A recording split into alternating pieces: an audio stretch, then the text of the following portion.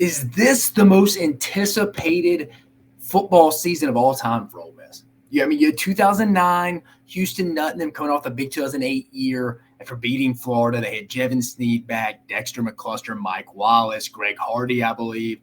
Maybe 2016 with Chad Kelly and then coming off the 15 Sugar Bowl win over Oklahoma State. Had some guys coming back. But then you had the whole Hugh Freeze thing, so that kind of acts that. Lane Kiffin's had some exciting teams coming into 2022. They started off 7-0, but nothing like this. At all. And I think most Ole Miss fans would agree with this. I think this heading into 2024 trumps the 2009, definitely 2016 with what Freeze did. And obviously this is Lane Kiffin's most anticipated season, even though he's had some seasons that a lot of people have been anticipating. But I am your host, your Dave Shumate, coming at you at the SEC Unfiltered platform.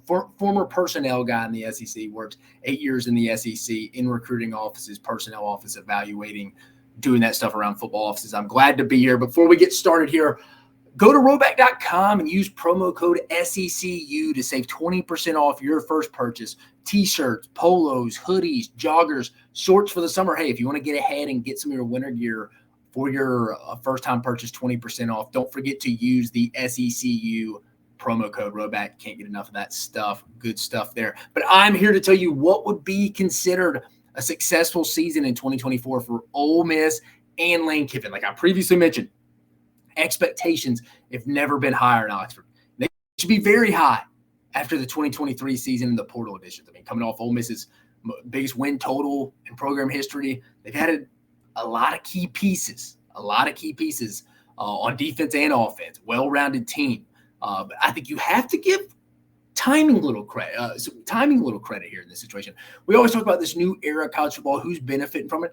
It's teams like Ole Miss, and some of it is their own doing. They created their own momentum. I'll talk about that here in a little bit. But the portal, the playoff expanding to 12 teams like it is in 2024, I'd say it's about 60% of why this is happening right now. And also, I think you got to give the other 40% to Lane Kiffin and guys like Walker Jones, who have built the Grove Collective into what it is right now. They're getting fans involved, giving out merchandise. They got a real plan since it's kind of all given, minus that first 2021 season. And remember, the portal opened or NIL started really in what we know now for pay for play. It really started in 2021, but people kind of figured out the lay of the land for a year. And then the teams who really kind of got their ducks in a row really started benefiting in 2022. There's probably not a better collective out there that has a relationship with their football program.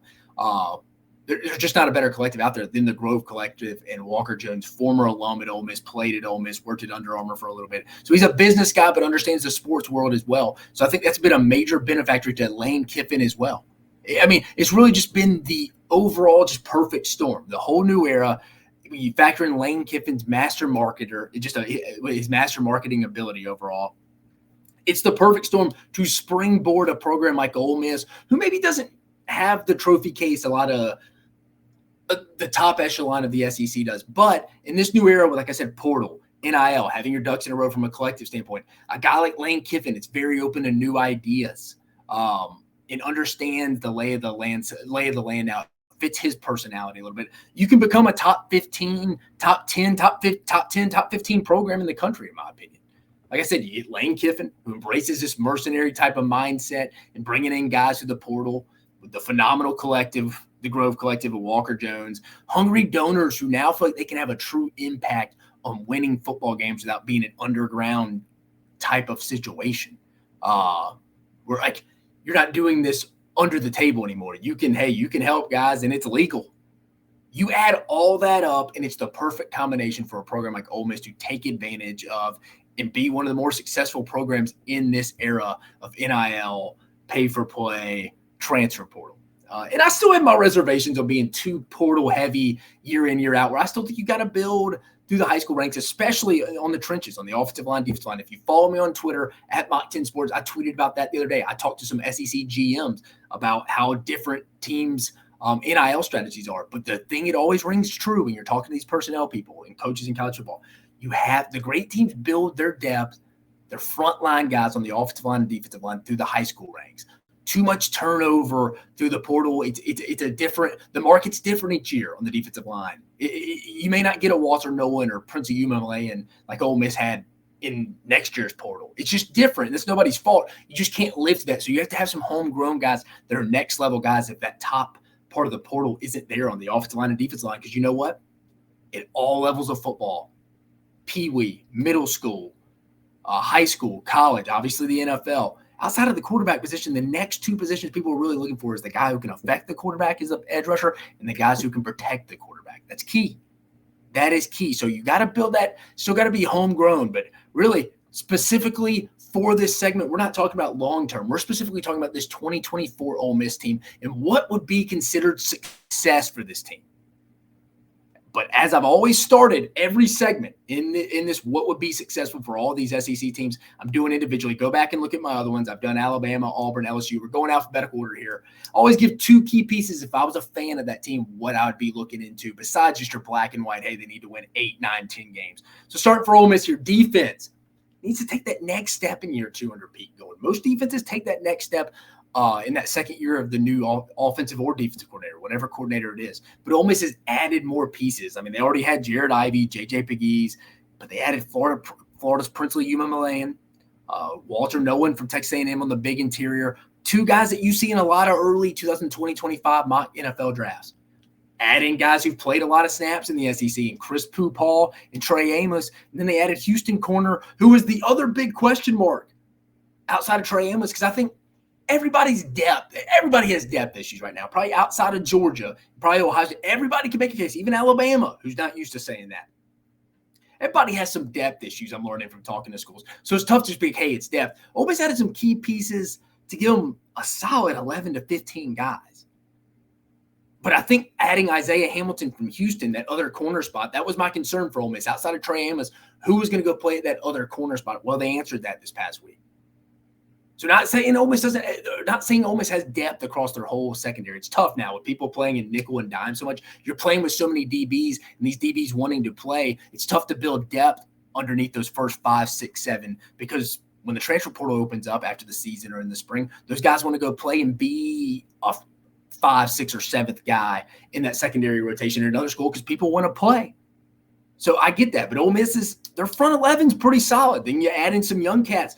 Centurion Perkins, does he take that next step under Pete Golding in that second year? And then a young defensive lineman that I love, a freshman, Cam Franklin, like him a lot. And then where does TJ Bull Dudley fit in this? Is he a stand-up backer? Is he going to have his hand down? Interesting to see his develop a lot of chess pieces for Pete Golding to play with this year. In year 2, people getting comfortable in his system. He can talk to guys like Princely and Walter Nolan who've played SEC ball, get them adjusted. Again, guys like Trey Amos, Isaiah Hamilton, they played a lot of football. They understand what Pete Golding's dealing with. He's not bringing in young cats he's having to teach us. And obviously, Centurion Perkins and Cam Franklin's still young. But a lot of other guys, like these pieces that Ole Miss is bringing in. And the second point before we get to the schedule is, does Jackson Dart become that guy this year? Does he become that dude? His stats have been fine the last couple of years. Looking at it right now. I mean, last year he was, 65% passer, 23 touchdowns, 5 interceptions. He's been fine overall. He really has. He's been fine overall. But does he take that next step? Like, do you see that attitude change? And I'm not saying comparing him to this guy, but Joe Burrow, you notice from his 18 to 19 season where he won the Heisman, LSU won the national championship, there's a little bit of that edge. Does he have that it factor? Like, yeah, man, we're going to win. It's because of me. We're guys, get on my back. We're winning. We're going 12-0. We're going 13-0. This is his team. They've added weapons for him. Juice Wells. Trey Harris is back. Hopefully he's healthy for this whole 2024 campaign. Does he become that guy? I mean, we saw 2 guys take that next step who were also portal guys. They take that next step the last 2 years in the SEC. In 2022, Hendon Hooker elevated his play in Josh Heupel's system. Last year, Jaden Daniels and Mike Denbrock's system at LSU ended up winning the Heisman Trophy, took that next step. Does Jackson Dart, I know it's year 3, and I just compared him to guys who took that next step in year 2, but does year 3 Jackson Dart take that next step? Because all the stars are aligned to become the best quarterback in the SEC in 2024, in my opinion, for Jackson Dart. Explosive weapons. I just mentioned them. Juice Wells and Trey Harris. Check. I mean, and Caden Prieskorn. How can I forget? Check. A solid offensive line that has Coach John Garrison back for a second year.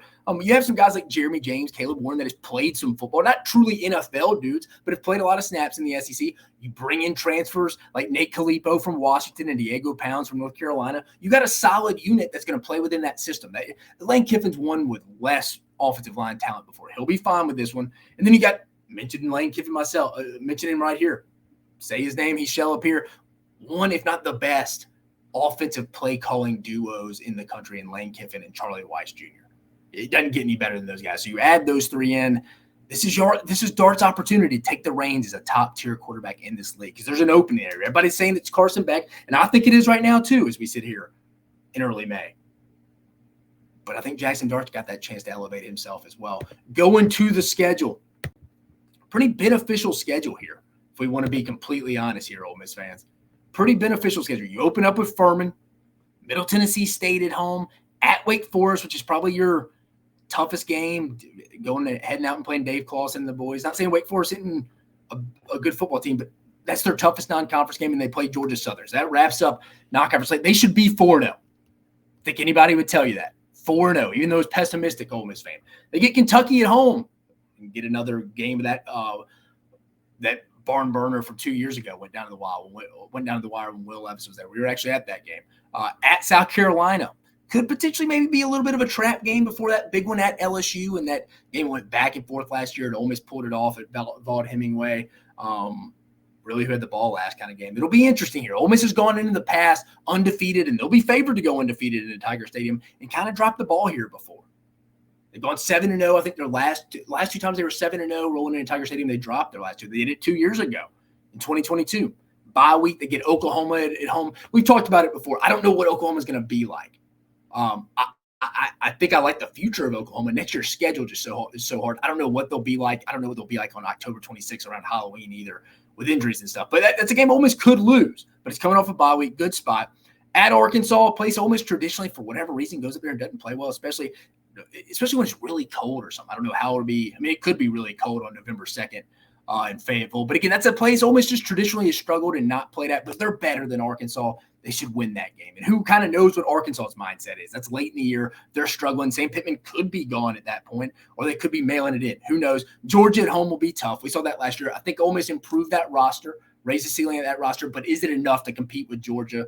Bye week at Florida, then them hosting the Egg Bowl at home against Mississippi State. I think for an SEC schedule, this is very manageable because you don't have a tough one. You should be 4-0 non-conference. You're better than Kentucky and South Carolina. You should be 6-0 rolling into, right? 1, 2, 3, 4, 5, 6-0 heading into Tiger Stadium. I think Ole Miss is better than the LSU. If this game was at Vaught Hemingway Stadium, I would be confident it's Ole Miss would win this game.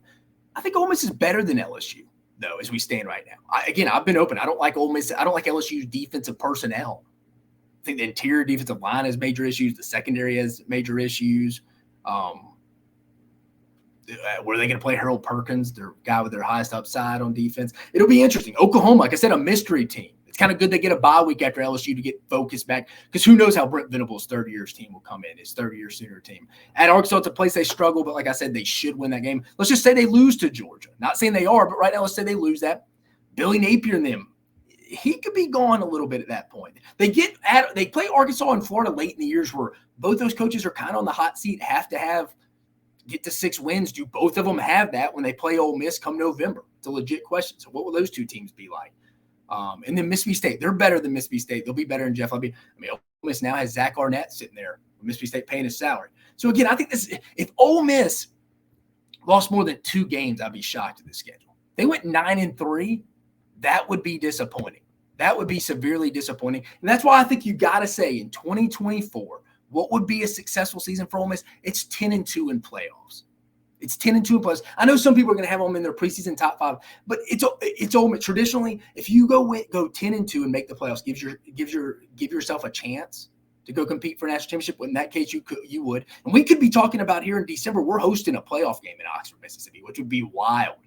How the town would operate. Small town, there'd be a lot of cameras, a lot of opposing teams, fan bases rolling in. That would be a fun trip. Oxford, Mississippi, hosting a playoff game first round. Could be that. Maybe Ole Miss has the top 4 bye, and they are in their top 5. But I don't think it can be, okay, we're making the semifinals or it's bust. No, just like with a lot of teams in the SEC, Alabama, Missouri, LSU, Ole Miss, Tennessee, teams like that. I think with you adding Texas and Oklahoma and a lot of those teams having them on their schedule, the league's tougher now. So I think there's a little bit more wiggle room for loss. I think we could have a lot of 10-2 teams this year. And I think Ole Miss is right in that picture as well. I think anything less than 10-2, disappointing for Ole Miss. And I think even your realistic Ole Miss fans would tell you that. After what you've brought in, what you retained, this is your year, Ole Miss. This is your year. I think 10-2 playoff appearance would be considered a successful season. You throw in you're hosting a playoff game, that's even better. But for the sake of conversation, what would be a successful season for Ole Miss and Lane Kiffin in 2024? 10-2 playoff appearance. I think this is one of the easier what would be a successful season for Team Ags. I think Ole Miss definitely, it's playoff or bust. It's playoff or bust. But I appreciate you joining us on this segment here at the SEC Unfiltered platform. I'm your host, Dave Shumate. Go like, subscribe, make sure that notification bell is turned on. You don't want to miss 24/7, 365 SEC content coming at you here. We got college baseball season. We'll be in Hoover before we know it. The transfer portal is closed in both basketball and football, but you're going to see a lot more football stuff wrapping up as we get closer to these summer months. But again, I appreciate you joining us on this segment. You have a fantastic day.